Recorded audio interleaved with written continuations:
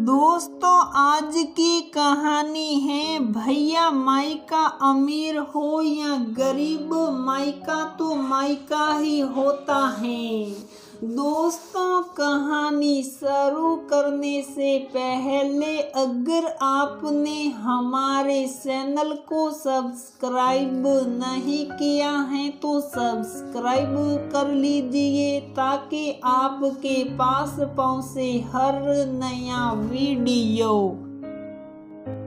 धनतेरस पर इस बार रेफ्रिजरेटर लिया है। मम्मा पहले वाला छोटा पड़ रहा था, तुम्हें तो पता है ना, इनकी आदत एक बार में ही इतनी सब्जियां और फल ले आएंगे मानो आने वाले 10 दिन मंडियां बंद रहने वाली हैं। कल ही देख आए थे, आज भेजने को बोला है। किसी भी समय प्रिया माँ से बात कर ही रही थी कि डोरबेल बजी। मम्मा, लगता है मेरा रेफ्रिजरेटर आ गया। इंस्टॉल करके थोड़ी ही देर में तुमसे बात करती हूँ।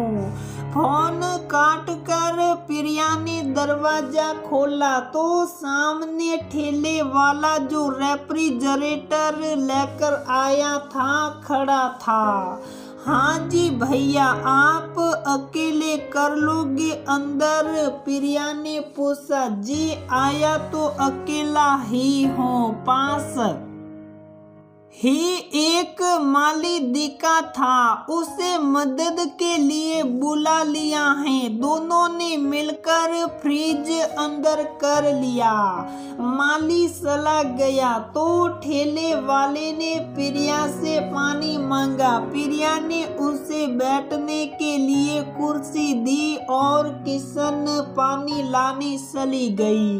पानी के साथ बिस्किट भी लेकर आई। प्रिया पूछ ही बैठी, भैया एक बात पूछो, आप भागलपुर से हो क्या? जी दीदी, वहीं से हूँ, पर आपको कैसे पता चला? अरे शहर है ना अपना, जन्म पढ़ाई लिखाई शादी सब वहीं से हुई है, तो भला भाषा से कैसे नहीं पहचानूंगी? यहाँ आए तो बस संदेक साल हुए हैं। आप कब से हो यहाँ? दीदी, मुझे तो 7-8 साल हो गए, पर ये काम तो आप वहाँ भी कर सकते थे, फिर घर से इतनी दूर।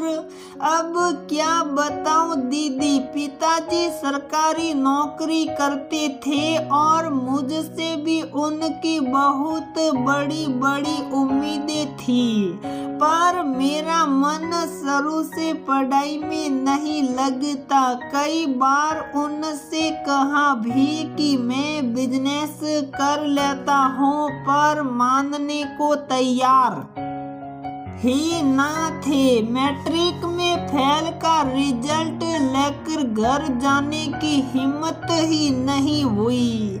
यहाँ के एक हमारे ही गांव के भैया का नंबर था, सलाह आया। अब वो भी कोई बाबू तो थे नहीं जो कहीं काम लगवा देते, तो मजदूरी करना शुरू कर दिया। 1-2 साल पैसे जमा कर ये ठेला खरीदा। अब तो यही रोजी भी है और रोजगार भी। वापस घर नहीं गए या घर वालों ने खोज खबर नहीं ली।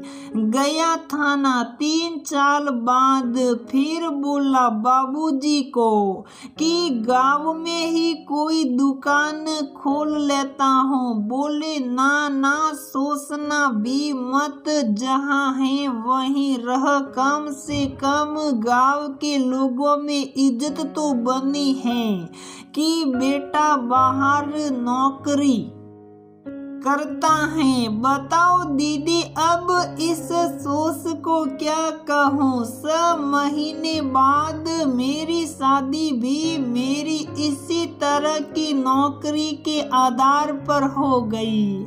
पत्नी तो यहाँ आकर बहुत नाराज हुई होगी इस धोखे पर। वो भी बाबूजी की ही सहेली निकली। दीदी बोली कौन देखने आ रहा है कि आप क्या करते हो यहाँ सास ननद का टंटा भी नहीं और शहर में रहने का सुख भी। अब क्या समझाता उसे। उसने हंसते हुए कहा बाबूजी ने कुछ मदद वगैरह नहीं की। यही दुकान खोल लेते तो परेशानी तो कम होती ना दे रहे थे। पर मैंने नहीं लिया। क्यों लेता भला जब वो मेरे गांव में रहने की इच्छा का सामान नहीं करते तो मैं अपना स्वाभिमान क्यों गिराऊं। आज 2 रोटी अपने दम पर खा रहा हूँ। आगे भी जो करना होगा करूँगा ही। अब सोचा है एक ऑटो रिक्शा लेने का बैंक लोन पर। वाह बड़े स्वाभिमानी हो भैया। देखो इतनी बात हो गई तुम्हारा नाम भी नहीं पूछा। विश्वजीत नाम है मेरा दीदी और बच्चे भी हैं घर पर।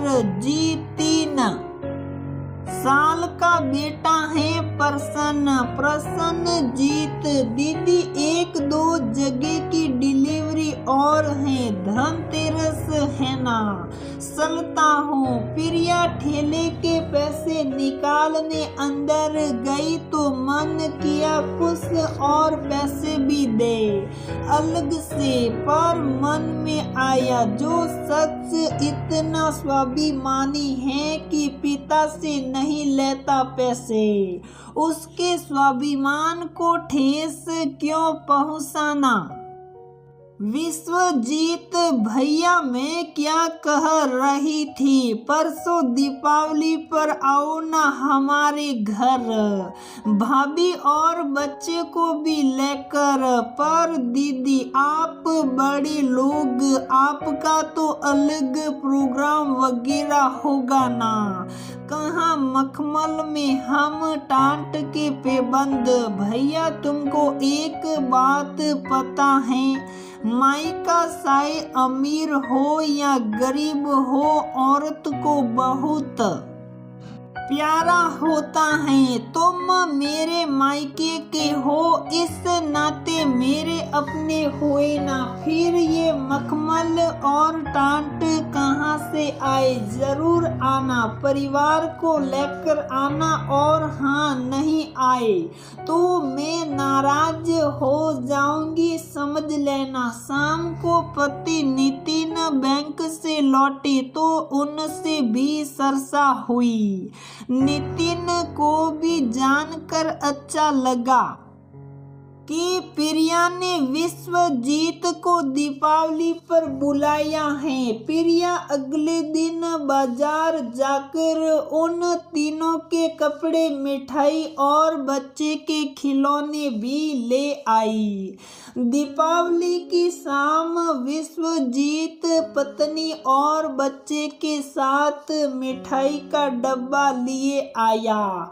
इसकी क्या जरूरत थी। मायका भी कहती हो और मिठाई लाने के लिए टोक रही हो। दीदी सही बोला भाई तुमने। प्रिया निरुत्तर हो गई। खाना वाना खाकर फटाके छुड़ाकर जब विश्वजीत जाने लगा तो मिठाई कपड़ों और खिलौनों का बैग पकड़ा रही प्रिया के साथ साथ नितिन ने भी एक फॉर्म विश्वजीत को पकड़ा दिया। ये क्या है जीजा जी। आपके ऑटो के लोन का फॉर्म हमारे बैंक का। 1-2 दिन बाद आप बैंक आ जाना, चेक कर लेंगे, फिर आगे मैं देख लूँगा। क्या आप दोनों तो भगवान बन गए हमारी खातिर, कहकर विश्वजीत नितिन के पैरों में झुकने लगा। अरे ये सब मत कीजिए आप, हम बैंकर हैं, कुछ भी बिना फायदा का नहीं करते, ये भी अपने फायदे के लिए ही कर रहे हैं ना, नहीं समझे? देखिए आप हमारे ससुराल वाले हैं, पत्नी को खुश रखना है तो ससुराल वालों को भी खुश रखना होगा ना, होगा कि नहीं बोलिए? खुशी खुशी विश्वजीत और उसके परिवार को विदा कर प्रिया और नितिन अंदर आकर बहुत अच्छा महसूस कर रहे थे। बाहर पटाखों का शोर जोरों पर था तो इधर उनके अंदर के शांति और सुकून भी शर्म पर थी। वर्षों बाद इतनी प्यारी और खूबसूरत दिवाली जो मनी थी, उनकी दिल खुश दीपावली